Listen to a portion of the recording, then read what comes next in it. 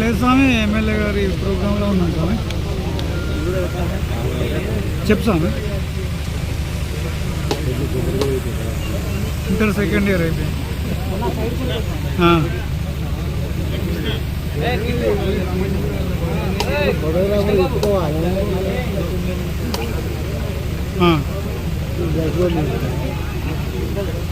అదే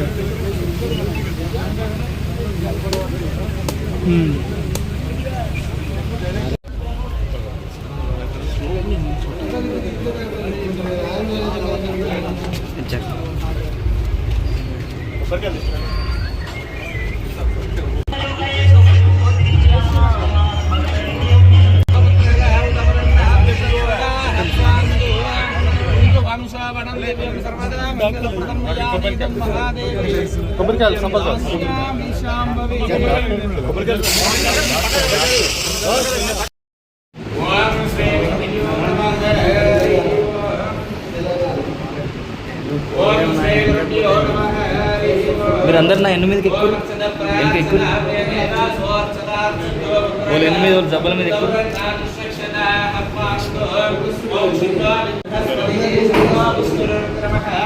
నమో బ్రహ్మణే నమస్తే తమేవ ప్రత్యక్షం బ్రహ్మాసీత్వామేవ ప్రత్యక్షం బ్రహ్మ వదిష్యామి ఉతం వదిష్యామి సత్యం వదిష్యామి తన్మానాద్భవతు తద్భక్తారమవతు అమతు భక్తారమవ.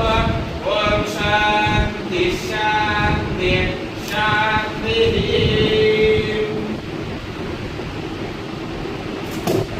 ఓం ఏ భూతాదివారం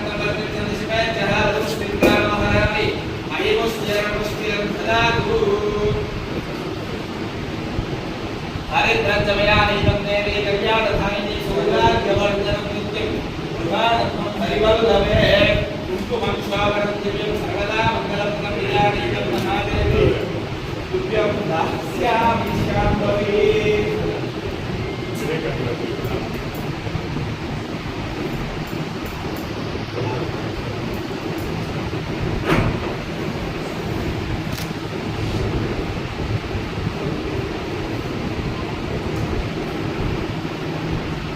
ధ్రువంతే రాజా వరుణో ధ్రువంతే బృహస్పతి ధ్రువంత ఇంద్రచాగ్నిచరాజనం ధారయతాం ధ్రువం ధ్రువం. చాలా సార్ ఒక ఎంబీబీఎస్ డాక్టర్ అయితే పెట్టండి సార్.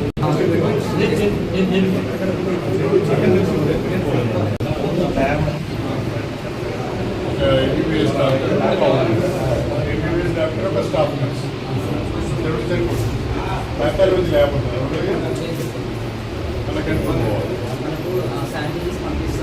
లేకపోతే పేషెంట్స్ స్క్రీనింగ్ మాత్రం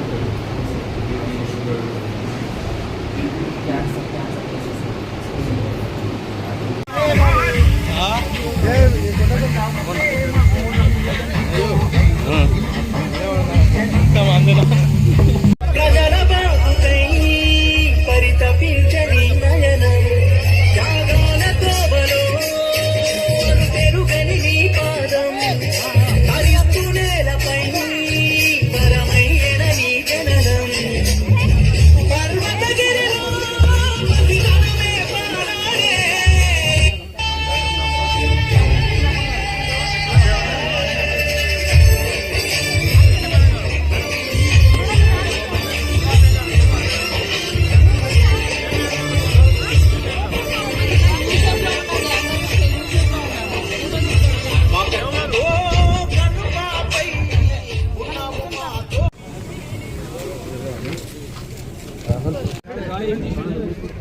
లక్ష్మీ కొట్రా ఆయన కొట్టి కాదు మళ్ళీ.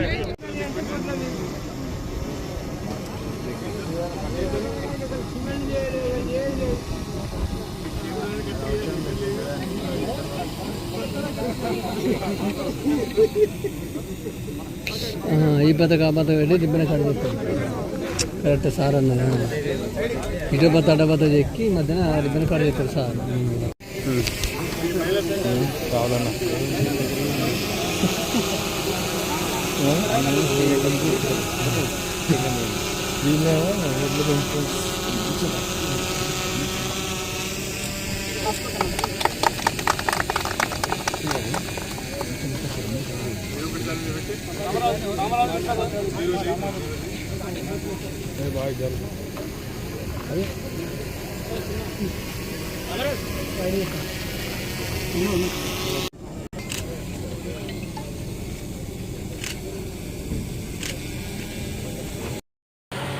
కాబట్టి ఇల్లు వచ్చిన వాళ్ళందరూ కూడా తప్పకుండా కొంత ఖర్చైనా కొంత కష్టమైనా కొంత అప్పు అయినా ఆ ఇంటి నిర్మాణం పూర్తి చేసుకోవాలని చెప్పి నేను ప్రత్యేకంగా కోరుతున్నాను.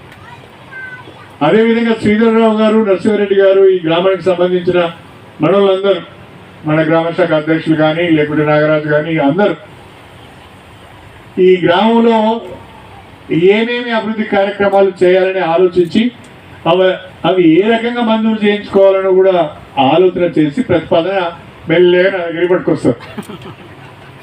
పట్టుకొచ్చి ఈజీఎస్లకు ఇది చేయొచ్చు, ఎస్సీపీలకు ఇది చేయొచ్చు, ఎస్సీఎఫ్లకు ఇది చేయొచ్చు సార్, ఇవి మీరు మంజూరు చేయాలని చెప్పి నాకు తెలియకుండానే శ్రీధర్రావు గారు ఈ గ్రామానికి 1,30,00,000 రూపాయలు సీసీ రోడ్లు తెచ్చింది.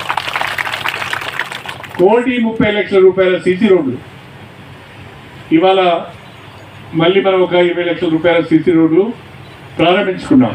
అది కాకుండా మొత్తంగా 1,30,00,000 రూపాయల సీసీ రోడ్లు వచ్చినాయి. 25 లక్షల రూపాయలు ఖర్చు పెట్టి ఇవాళనే మనం ఒక హెల్త్ సబ్ సెంటర్ కూడా ప్రారంభించుకున్నాం. 20 లక్షల రూపాయలు మన యాదగిరి ఆడున్నాడో ఆనందం ఆడున్నాడో కానీ నా ప్రాణం తిన్నారు ఉన్నారా వాళ్ళు ఎవరన్నా ఇలా 20 లక్షల రూపాయలు బ్రహ్మాండమైన ఎస్సీఐ కంపెనీ హాల్ తెచ్చుకున్నారు. అది కూడా దాదాపుగా పూర్తి అయింది. ఇంతమంది సోదరి మనులు ఇక్కడ ఉన్నప్పుడు మరి మీరందరూ కూడా మాకు ఒక 10 లక్షల రూపాయలు కావాలి, మా కమిటీ హాల్ పూర్తి చేయాలంటే ఇవ్వకుంటే పోనిస్తారా? ఈయనే ఆపుతారు.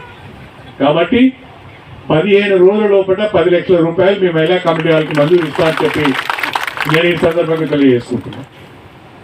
అంటే మనకి ఈ సంవత్సరానికి సంబంధించిన ఎస్డిఎఫ్ జీవో ఇంకా రాలేదు.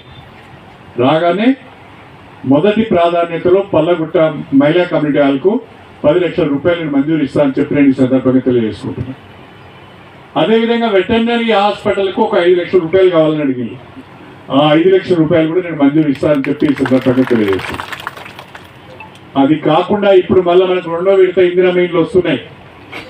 పల్లగుట్ట పెద్ద గ్రామం కాబట్టి పోయినసారి 30 ఇళ్ళు ఇచ్చినాం. మళ్ళీ ఈ సంవత్సరం కూడా 30 ఇందిరా ఇళ్ళు ఇస్తానని చెప్పి ఈ సందర్భంగా తెలియజేస్తున్నాను. పేదవాళ్ళు ఎవరైతే ఉన్నారో అరే ఆగు, నువ్వు అన్ని అడుగుతావు, నువ్వు ఈ గ్రామానికి శ్రీమంతునివయ్యా.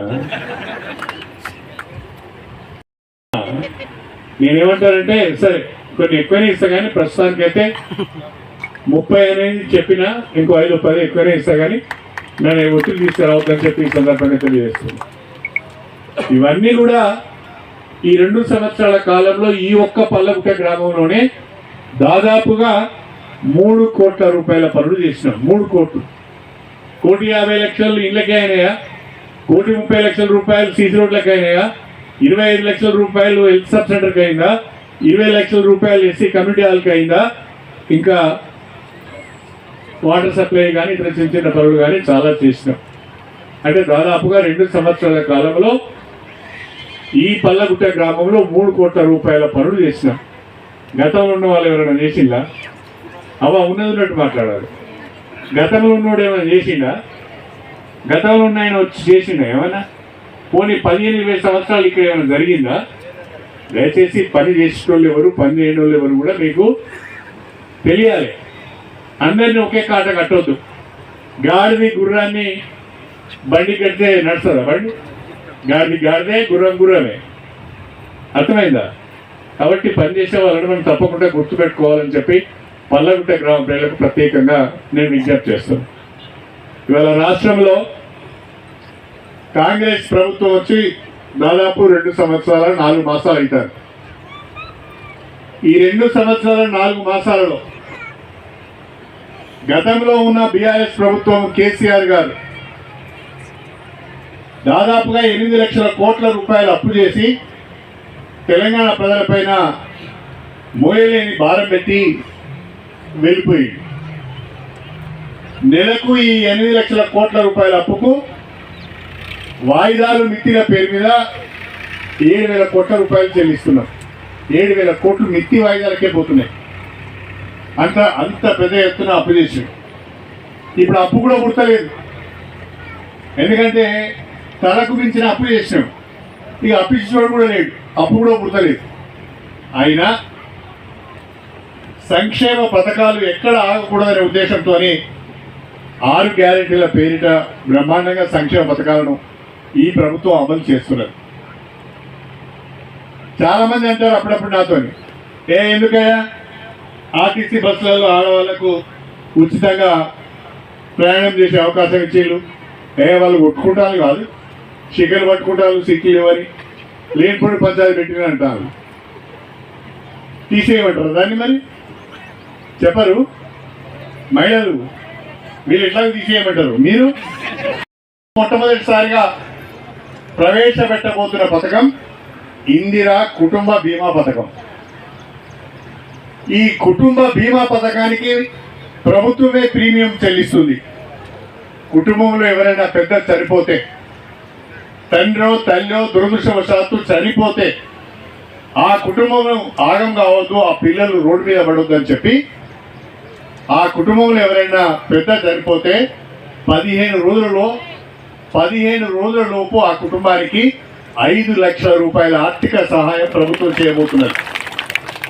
దాన్నే మనం ఇందిరా కుటుంబ బీమా పథకం అంటున్నాం. పేద ప్రజల కొరకు తెల్ల రేషన్ కార్డు ఉన్న వాళ్ళందరూ కూడా దీనికి అర్హులే. మన రాష్ట్రంలో 1,10,00,000 తెల్ల రేషన్ కార్డులు ఉన్నాయి. 1,10,00,000 కుటుంబాలు ఉన్నాయి. ఆ 1,10,00,000 కుటుంబాలకు ఇందిరా కుటుంబ బీమా పథకాన్ని ఈ సంవత్సరం నుంచి వర్తింపజేయబోతున్నాం. ఎవరైనా దురదృష్టవశాత్తు చనిపోతే ఆ కుటుంబానికి 5 లక్షల రూపాయల ఆర్థిక సహాయము రాబోతున్నది అని చెప్పి నేను ఈ సందర్భంగా తెలియజేసుకుంటున్నా. గతంలో మనకు రేషన్ షాపుల ద్వారా బియ్యం ఇచ్చేది. ఆ బియ్యం దొడ్డుకుండేది, ఈ పెద్దోళ్ళకి తెలుసుకోవచ్చు. ఆ బియ్యం కొంచెం దొడ్డుకుండేది, ముక్కవాసన ఉండేది.